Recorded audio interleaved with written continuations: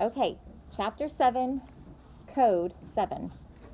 During homeroom, Caitlin listened from her desk as Principal Cooler made an announcement over the loudspeaker.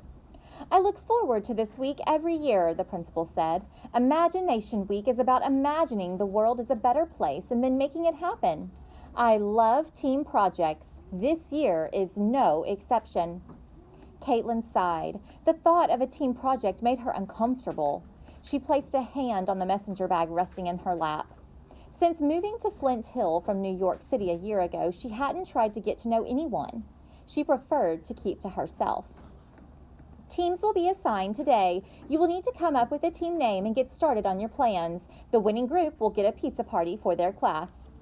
A collective cheer rang throughout the room. No one could resist a pizza party.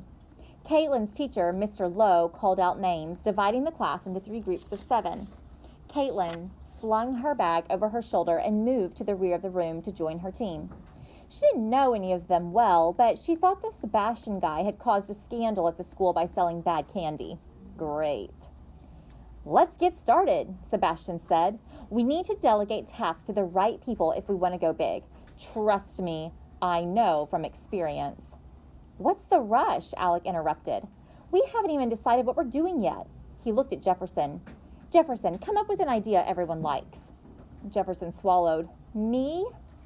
You've done it before. Everyone went gaga over your mural. No, Talmadge said. Let's start with our own ideas first. I'm sure we can come up with something if we think about it long enough. I've got it, Samantha said. We could put on a talent show to raise money. I could sing for a cause. I like it, Genevieve said. Maybe our cause could be about animals. What do you think, Caitlin? Caitlin bit her lip.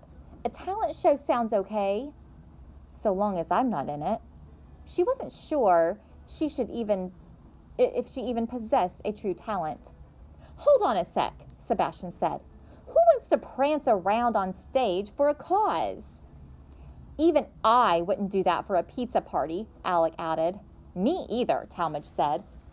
How are we going to make the world a better place, Jefferson asked. We need a cause. That's the point of Imagination Week. We could do something to support artists. Practically all of them are starving, you know. Agreed, Samantha said. Singers are artists too. A lot of them resort to singing on the streets. Well, what about the cats and dogs? Genevieve asked. So many are starving and living on the streets. They're helpless. Genevieve has a point, Alex said. There are a lot of hungry, homeless animals out there. I know from experience. No, Sebastian said, lost in thought. We have to give small businesses a leg up. Now, there's a cause. Talmadge piped in. I know. We should do an obstacle course with all sorts of crazy challenges. Everyone stared at Talmadge. Why would we do that? Alec asked. Talmadge lit up. Because it's a cool idea. As the group debated ideas, Caitlin watched the conversation ping-pong back and forth. She wished she could point the video camera in her bag at all of them and capture the process. As the discussion went on, each teammate only became more convinced of his or her idea. Without art, Jefferson said, the world would be a very ugly place. But what about music? Samantha said. Cats and dogs, Genevieve argued. Sebastian paced the floor, but businesses are the fabric of our community. Talmadge kept pushing the obstacle course idea. Caitlin sighed again. There was no way this group could decide. What about you, Caitlin? Genevieve said. What do you think? She had no idea what they could do. Maybe we should spend the week working on something we each like. That would buy her more time. Then, on Friday, we can vote for the project we'll present on Monday. Everyone looked at each other. That's genius, Alex said. Great idea, Samantha agreed. I don't see why not, Sebastian concluded. One last order of business. We need a team name. Any thoughts? Decide something else? Forget it.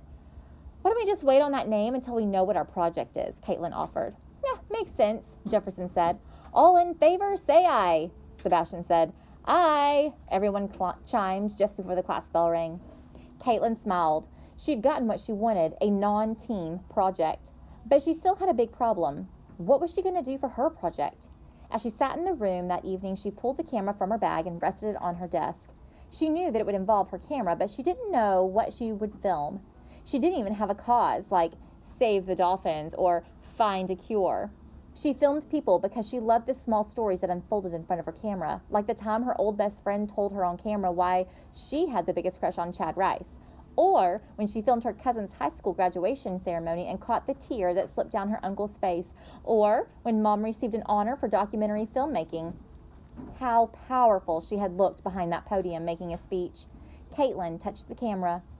What would Mom say? Mom always filmed important things. Things that would change people's minds about the world, she would say. Could Caitlin do that? What would she change people's minds about? She didn't know, but she knew that she had to start filming something. The next day, Caitlin met her group in homeroom. She had a proposal. Does anyone mind if I video you during your projects? Video? Alex said. I don't think stealing our ideas is the way to go, Caitlin. That's not what I mean. She reached into her bag and pulled out her camera. It's my project. I want to make a film. Maybe capturing you all working on your projects for a cause is my project? Genevieve's eyes lit up. That is so cool, Caitlin. You know how to work that? It looks fancy, Samantha added. Caitlin blushed. My mom gave it to me. She showed me how. I don't care if you film me, Talmadge said. So as long as you get my good side, Alec added. Everyone agreed to allow Caitlin to film them. That day after school, Caitlin went with Jefferson to a local bus stop. She recorded with her camera as they walked. I want to transform how the town looks, Jefferson said, gesturing all around him. All of our bus stands are neglected. We could decorate each stand with art and hire local artists to complete them. Caitlin was impressed. It was a great idea. Next, she met with Alec at the park. My idea is to beautify the city by asking citizens to pick up after themselves and each other. We leave recyclable trash bags at various locations, so if you feel inclined, you can grab a bag, pick things up, and go. It'll teach everyone that the city's mess is everyone's responsibility.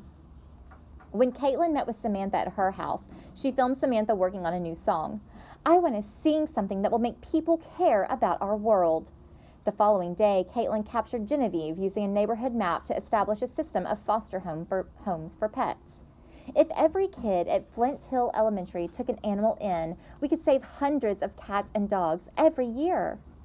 Sebastian was drawing up business plans with his little brother Jason. I'd like to help small businesses attract more customers through low-cost advertising. We could have business sponsors sponsor my soccer team, Jason added. Talmadge was building an obstacle course in his yard, complete with climbing walls, ropes, and a mud pool. I'm going to stick random prizes in the mud that people will have to fish out. It'll be almost impossible to find the magic prize. Everyone had such great ideas. Caitlin worried that her project wouldn't seem nearly as good as everyone else's. All she had were random clips of her teammates. What kind of project was that? Nevertheless, she kept filming because that was what she was drawn to, like some people draw or write. But as the week wore on, things started to fall apart for her teammates. Caitlin filmed Jefferson's disappointment as he realized he couldn't do the artist cooperative. Starving artists had to be paid, and Jefferson didn't have the money. Samantha was having a severe case of writer's block when she discovered that Stevie Wonder and U2 had already done songs like hers.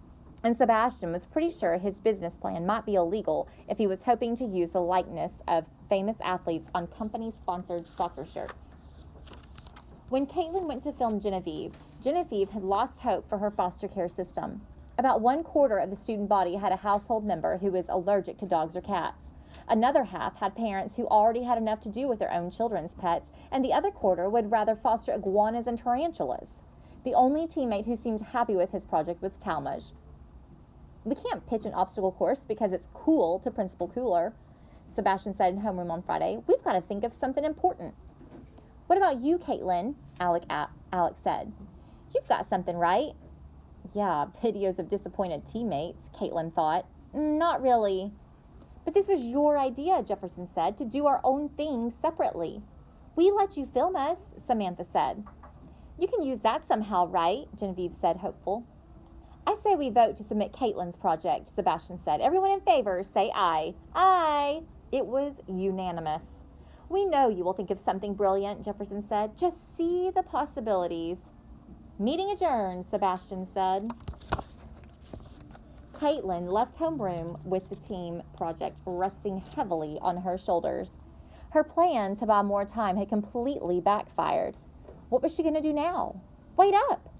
Caitlin turned in the hall. Genevieve caught up to her. You'll need my help. No, Caitlin said, I've got it. Are you sure? Genevieve looked uncertain. I know we voted for your project, but you don't have to do it alone. Thanks, Caitlin said, but I'm okay. She didn't want to involve anyone even more. She'd done enough already. All right, Genevieve said. Call me if you need me. Caitlin nodded. Genevieve was so nice. It was like she was built that way, so caring. If only Caitlin had cared as much, maybe she wouldn't be stuck in this mess. When she got home from school, she loaded everything from her camera onto her computer. What could she change people's minds about? She played through every clip, but it was Genevieve's clips that she watched and rewatched. Caitlin paused the playback of an image of Genevieve's disappointed face when she had learned her project wouldn't work. It was almost as though Genevieve believed every homeless dog and cat depended on her, and she let them all down. That was Genevieve's story, so easily captured in 30 seconds of film. Genevieve was always trying to help someone or something. But what was Caitlin's story? Caitlin glanced at her reflection in the full-length mirror.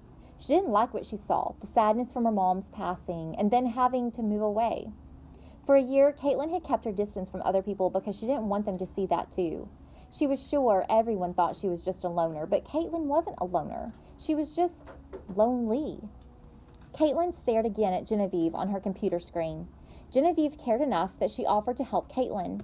Genevieve made her feel not so lonely anymore. She thought about Imagination Week, building a better world. She wanted to help Genevieve help those dogs and cats. She reviewed the clips of the others again and tried to focus. She filmed people because she was drawn to their stories. Jefferson's was about artistic vision. Samantha's was about her desire to sing. Talmadge loved a good challenge, and Alec wanted people to take responsibility for themselves and each other, and Sebastian embodied entrepreneurial spirit. Slowly, a larger story came to her mind, one that was much bigger than all of them combined. What if that was it? Caitlin immediately contacted her teammates and laid out a plan.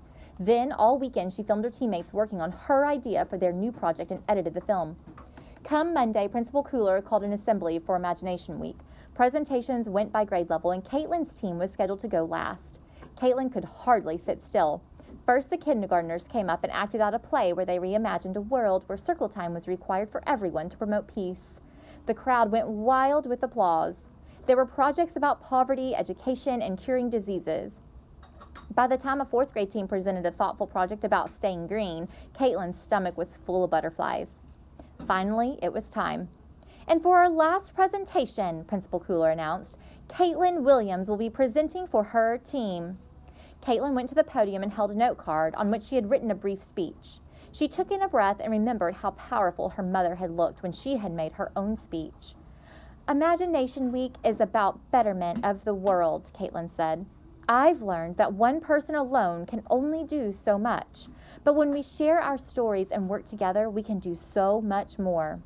She queued up the film. A sweet song sung by Samantha played over the loudspeakers. Images of puppies and kittens found on the streets of Flint Hill played on the screen. The audience awed. Then Jefferson came on the screen. He was standing on an ordinary street. Art has the power to beautify our community. Alec was next, talking about plastic bags and cleaning up the city. The next shot was Sebastian, standing beside the owner of a pet supply shop. People like Nate Romano kept our city citizens employed and our animals fed. The screen went black. Words flashed across the screen. Ideas become reality. The audience saw footage of Nate and his employees in the parking lot of Nate's Pet Supply. Large murals of cats and dogs created by local artists captured the attention of passerby. The lot was filled with an obstacle course for dogs and cats and handy poop pickup stations for cleanup. Flint Hill citizens were checking out animals brought by animal control for adoption. Genevieve held a chihuahua in front of the camera. Animal control needs our help. Adoption events at Nate's Pet Supply save homeless cats and dogs. Your adoption fees and donations give our furry citizens the homes that they deserve. Adopt a pet at Nate's next Adopt a Pet event. More words and images flashed across the screen as Samantha's song played its final verse. Individuals work together. Next was an image of Jefferson helping artists with their murals as the word authenticity appeared on the screen. Another image came up, a picture of Sebastian shaking hands with Nate in the Business Council of Flint Hill. The word that appeared was character. A snapshot appeared of Genevieve talking with an animal control official as sheltered animals looked on. Care. Alec setting up pickup stations with Nate's staff. Responsibility. Talmadge training a retriever to jump over a hurdle. Perseverance. Samantha performing her song for attendees of the event. Courage. Then there was an image of Caitlin with her camera pointed at the adoption event. Her word was become. Caitlin spoke again as more images of homeless dogs and cats appeared on the screen. These words tell our stories. Caitlin thought of her own story, how she wished her mother could see her now. I believe all of us can lead epic lives as individuals and teams, not just for ourselves, but for the world around us. This is our promise. This is our code. An image of her team came up on the screen. Every member held an animal. Students of Flint Hill, Caitlin said, we call ourselves Code 7. Samantha's song faded as the screen went black. The room was still for a moment, and then it filled with thunderous applause. The crowd began to chant, Code 7, Code 7, Code 7. Caitlin let out a breath and smiled. I did it, Mom. Looks like we have a winner, Principal Cooler said. Code 7 has just won themselves a pizza party. Caitlin's teammates jumped from their seats and gave each other big hugs. No one cared about the prize. What they had accomplished in the space of a week was far bigger than that. This makes me wonder, Sebastian said as he slapped Caitlin a high five. What are we going to do next? Extreme sports, suggested Talmadge. Caitlin laughed just as Genevieve gave her a hug. You were great, Genevieve said. Caitlin smiled as she rested her chin on Genevieve's shoulder. It had been a long time since she had gotten a hug from a friend. Caitlin glanced at the messenger bag resting in her seat. I've changed people's minds about something, haven't I? But it wasn't leading people to care about homeless dogs and cats that made Caitlin so proud. She had changed. She was no longer alone. She was Caitlin again. She had become Caitlin at last.